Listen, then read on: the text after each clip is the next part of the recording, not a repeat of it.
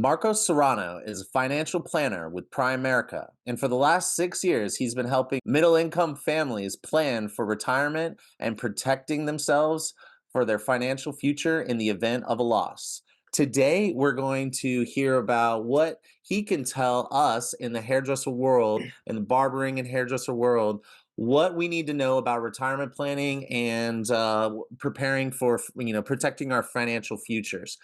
Welcome back to the Hairdresser Strong Show. My name is Robert Hughes, and I am your host. And today I'm with Marcos Serrano. How you doing today, Marcos? Doing great, blessed. Can't complain, working hard as always, out here on the field helping out families. Amazing, awesome. Well, I want to say thank you so much for coming on the show, and I'm really looking forward to this conversation. Yeah, me as well. Thank you for having me. Absolutely. So, just a little background. um, Marcos is going to be a panelist at the upcoming Beauty Business Brunch on May 19th. And he is going to be talking on what he has expertise in, and that would be retirement planning and protecting your financial future in the event of a loss. So, I want to say thank you for coming on and being a panelist as well. I'm really looking forward to that. Also looking forward to it. Thank you for inviting me and having the opportunity to being able to educate and being able to present this information.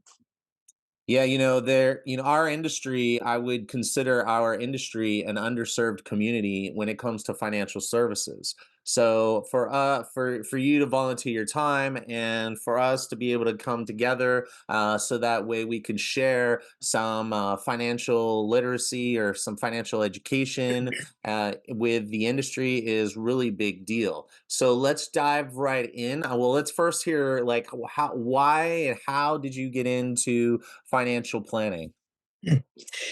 So it's a funny question because initially that wasn't even in my radar whatsoever. I wanted to study IT in school, and then initially it was just to get out of the restaurant industry. So my high school buddy recommended me this job. Checked it out, and from there I just fell in love with what I do, right? Which is education first and foremost, because especially in my community, when it comes to immigrants, there's a high demand for the kind of services that we provide here. Really, there's a lack of an awareness of financial literacy. So especially I noted this when it came to my parents. I thought they had it all figured out. They had their retirement set in place, right? But came to turn out they had none of that figured out. So really, that's what brought the passion within me to serve families. It's because of that. It's because I see so many people just like my parents who aren't prepared, right? And we're so good at working hard, but not how to have money working hard for us. So that's really what I'm passionate about is educating and informing families. Amazing. Well, we couldn't be more excited to have you, someone who's passionate about teaching, especially on this topic. So, tell us a little bit about, I feel like people have an idea about what retirement planning is. Y- Tell us a little bit about the other part that you do real quick. Tell us about like protecting financial future in the event of a loss. Tell us what that means and why it's important. So, um, as far as that is concerned, because there's two things in this lifetime that's going to happen. Yes or yes, slam dunk guaranteed. One, we're going to make it to retirement, or two, we unfortunately pass away, right? And which two things are going to happen, we don't know. But at the very least, with what I do, we prepare for both things. So essentially, preparing for an event of a loss, right, through a life insurance. So what a life insurance does, it protects that income that that person was providing, right? And that makes sure that the final expenses are taken care of, and then making sure that income is there as if that person never left. And that's very vital because especially when it comes to the surviving spouse, 80% of spouses lose their home within the first 12 months, right? Not having this sort of protection. So it's very, very What? serious. Yeah, Oh my yeah. gosh. Yeah, so it's a very serious issue that we see, and over 158 million families don't have life insurance protection. So it's a very, very serious concern that we see nowadays. So some people that I sit down with tell me, well, what's the point of insurance? Why can't I just build my wealth instead, my savings? Well, year two, let's say you only had $2,000 and then you pass away. Well, 2,000 isn't going to do much for your family, right? So it's important to protect your uh, finances, right? Protect your family financially in the meantime while your growth is building, while your investments and savings are being built, right? So that's what the firm that I'm working for is focused on making sure that in the event of a loss, your family's taken care of financially. And then on the long term, in the ideal scenario, when you do make it to retirement, you make it well and then not have to go back to work. Right. So, okay, so we're talking about life insurance, yes? Yeah. Okay. All right. So there's a bunch of different types of life insurance. I feel like we should Yeah. have you back on the show to actually have a Oh, yeah. conversation about more about in depth about that. But the point here is, a lot of back up for a second. A lot of stylists, especially on social media, love to talk and like coaches and stuff, love to talk about generational wealth. And how can someone build generational wealth if when they pass away they don't have life insurance? Then you got to like dig into those assets that you were going to hand down to the next generation, and just to pay for your funeral or to settle your, if you had any debt or whatever. Probate comes and they take away, they settle up, with whatever's left. And so anyway, I just want to kind of add my little 2 cents in there. Like, don't think you're going to build generational wealth if you don't have life insurance. Okay. Now let's go into retirement planning. So retirement planning. This is, I would say it's probably a more popular conversation than building generational wealth. I feel like generational wealth is like a weird flex for people. So like, I feel like I said, I feel like that I also think is a separate conversation. But like retirement is how I want to like live when I retire. Like what does retirement look like to me? Well, I'm about to be 40 in July, so the big 40, and I hear that it's important to start saving and planning, putting money away for retirement. But like I don't want to hear that, because that's 20 years I've lost, of investing Yeah. for my future. So what do you say to somebody in my position who is just going to get started now? So what I would say to that person, just like yourself in your shoes, is just to start, right? Even though 20 years has gone by, that doesn't mean you can't do something about it now, right? And if you decide to throw the towel and not do anything about it, then you're just putting yourself in the worst case scenario, right? So my suggestion is just start now, take action, and that way you have something to show for it at the very end, right? Because you'd be surprised how much you can save up and how much you can have your money grow over time, right? Because for example, in your scenario, you still have a good 20 years left, right? Which is still a I good mean, I hope I got more than that. yeah, definitely. Right. But if we're talking the typical retirement age, which is Okay. in their 60s, right? That's when people typically want to retire and not have to go back to work. That's still a good 20 plus years that you have left, for example, right? Right. So don't think of it as, oh man, I'm in my past my prime. I'm in my 40s. I don't have time anymore. No, that's not the case. You'd be surprised at how much time you actually have, right? And obviously, you got to take into consideration, well, what's my actual retirement age that I want to retire at, other factors. But in general, it's just a start, right? Something is better rather than nothing, right? That's what I would So, say. what are when you're talking to somebody and asking them about your work?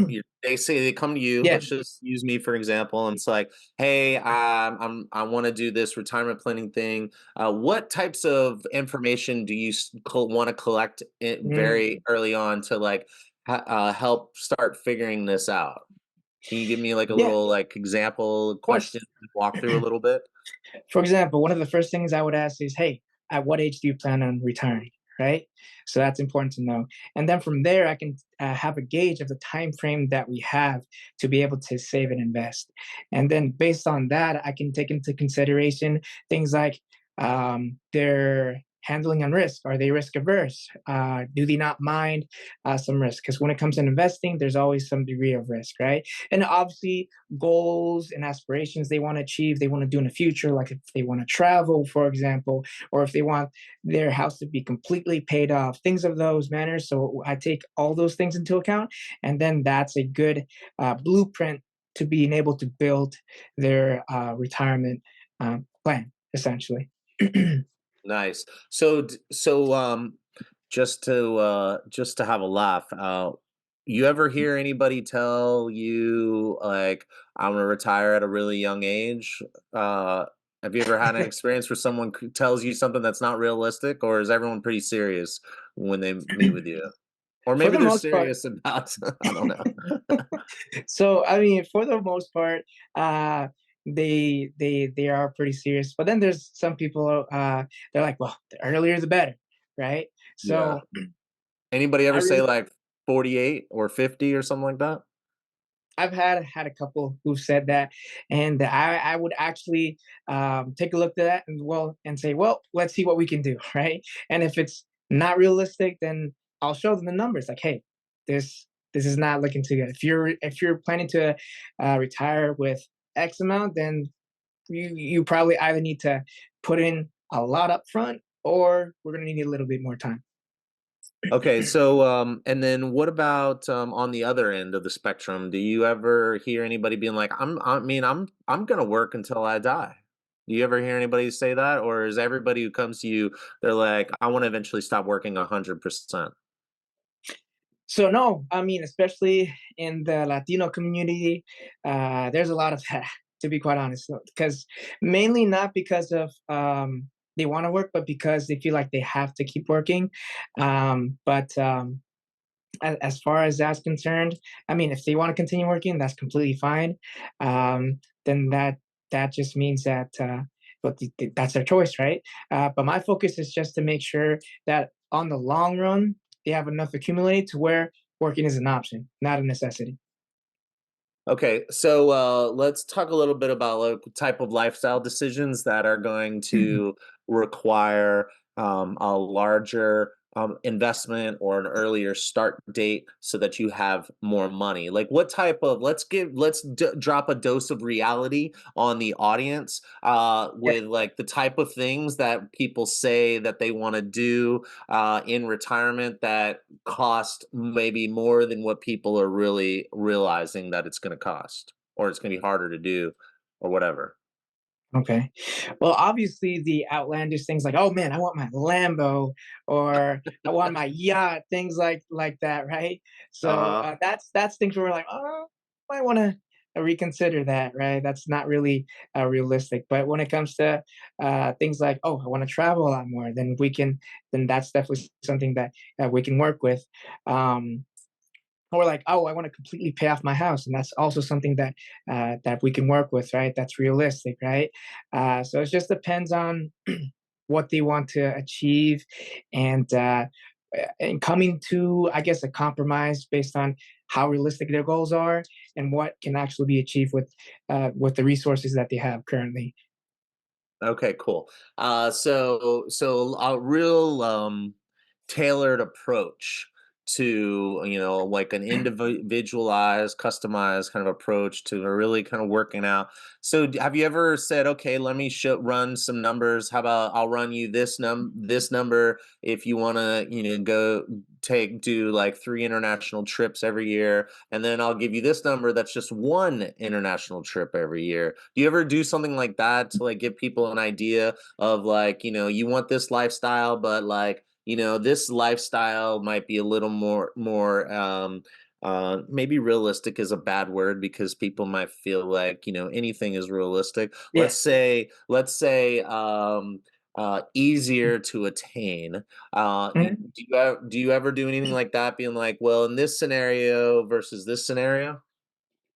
Yeah, so I'm always weighing those options. I'm always running those numbers, and giving those options like, okay, what you say you want to achieve is this. This is what it's going to take.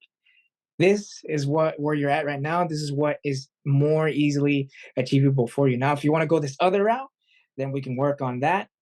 But this is what it's looking like right now. That's more attainable. Gotcha. Okay, So, cool. always- yeah. Nice. So people are able to like work with you to set their dream goal. But that also might mean they got to go out and like figure out how to make more money or something like that. Yeah. Yeah. Okay, so now, okay, so I feel like we've kind of established a baseline.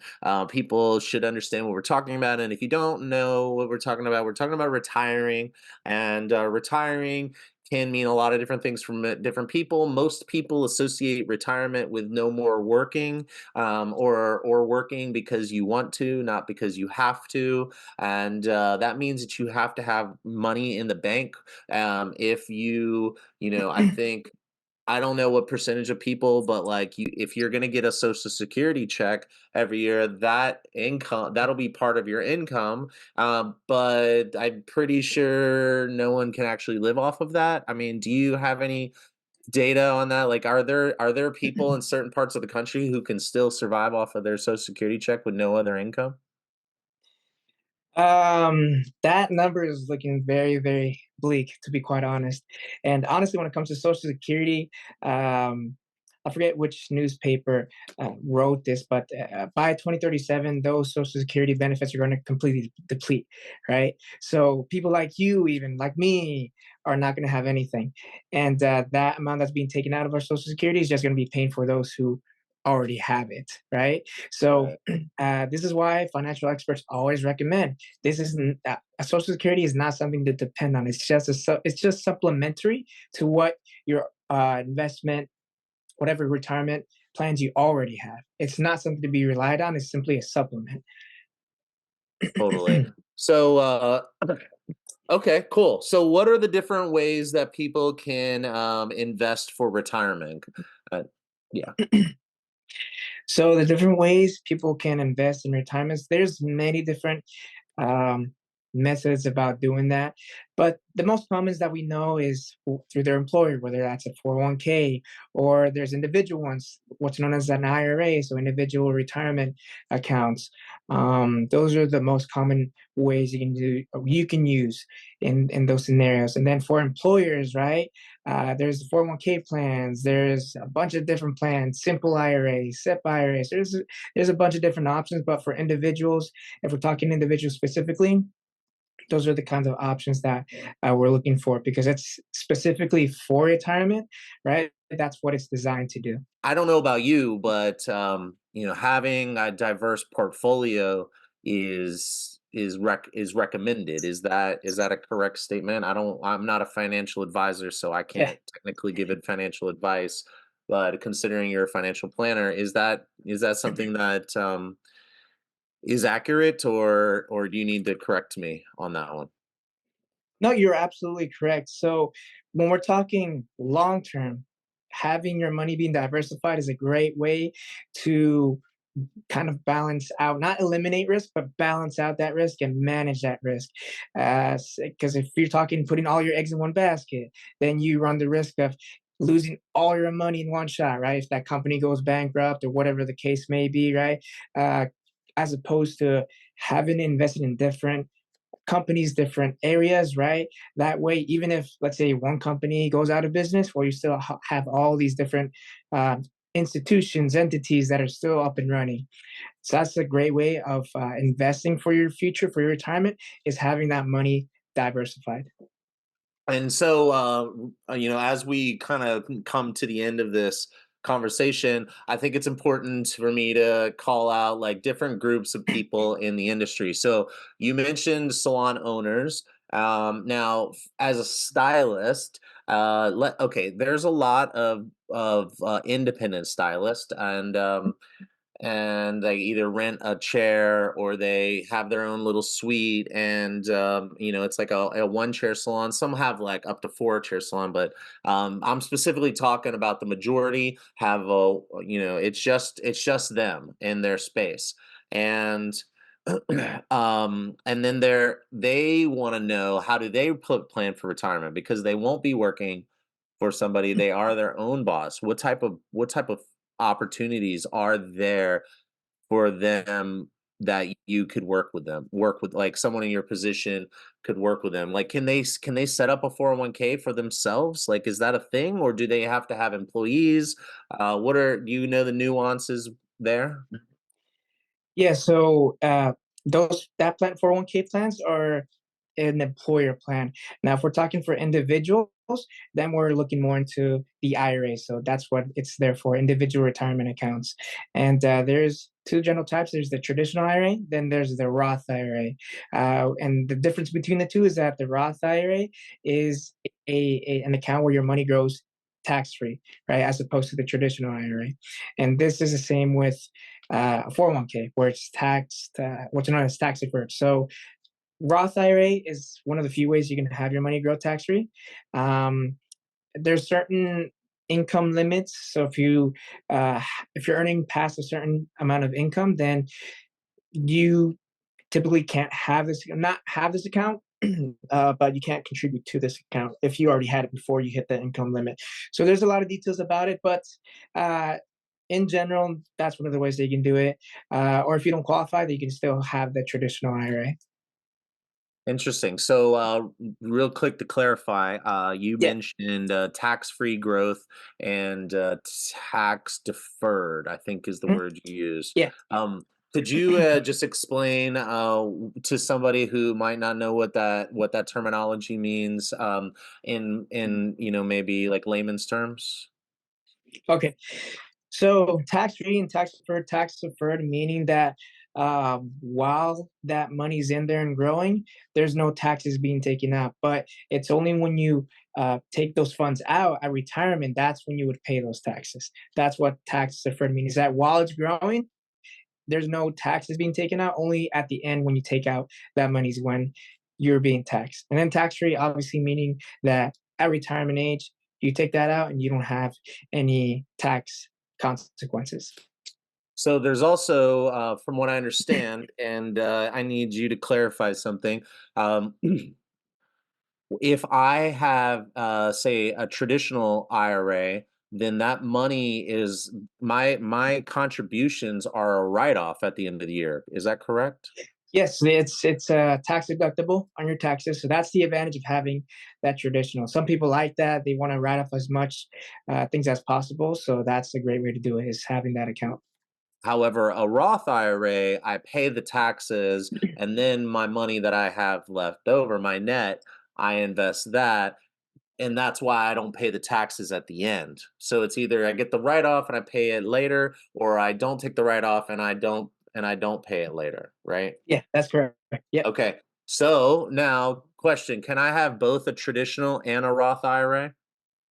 Yeah, you absolutely can. The only thing to take into account is the contribution limit. So, yeah, as of 2024, that contribution limit is $7,000. So if you have both accounts, they you can't contribute more than 7,000 combined. So if you have both Oh man, accounts, that's the limit. Yeah. man, I'm So trying it to sucks. I double wish it dip was over 7,000. here. Yeah, you can't double dip. Okay. 7,000 in total. Okay, cool. Awesome. And then you mentioned 401k, or what was the other one? If you're a salon owner or a shop owner? Yeah, so there's what's known as the simple IRAs and the SEP IRAs.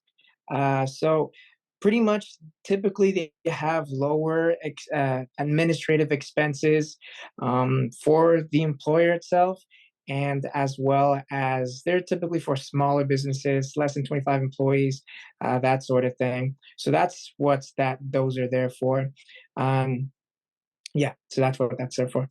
Okay, cool. And is this something that if someone's listening to this right now and they're like, I don't have a 401k for my employees. I'd like to learn more. I'd like to see how much it's going to cost. Salon owners and shop owners have very thin profit margins. So setting something up like this for this business will probably come down to dollars and cents. So like, if someone, is that something that you do? You help people set up in their business? Oh yeah, most definitely. So as part of my firm, there are professionals that come down and actually help. that person set up that 401k or whatever the case may be. So that's the advantage of the firm that I work for, is that there are professionals on deck that can help and do that. So I'm focused more on the individual, but we do help businesses and companies set up those employer retirement plans. Awesome. So, all the stylists and independent stylists out there, and independent barbers and barber employees, if you are an employee and you do not have retirement, you can ask your boss to give Marcus a call and get the referral to set it up. If your boss is not interested, then Marcus, you can set them up with help them kind of get started. Is that what you're saying? Yeah, yeah, yeah, pretty Okay. much. Awesome. Awesome. Well, I feel like this was a nice overview. This is a good like kind of start and a nice little preview for the beauty business brunch, where we'll be able to have a little bit more in depth, and the audience will get a chance to ask questions. But until May 19th, I really appreciate you taking the time to come on the show today. Yeah, appreciate you for having me once again. I'm looking forward to this May 19th event, so definitely don't miss out. It's definitely going to be very informational and educational. Awesome. And then is there any thing you would like to any last words of advice or thought that you wanted to share with the audience before we close out? Mm. So, as far as retirement, it's not as much of a daunting task as it may seem to be, right? Um, it's just about taking action, taking upon yourself to actually start, right? And what you'll find is that it's not as daunting as it may seem. Nice. Awesome. Well, thank you again, and I'll talk to you soon. All right, sounds good. All right, Robert, take it easy.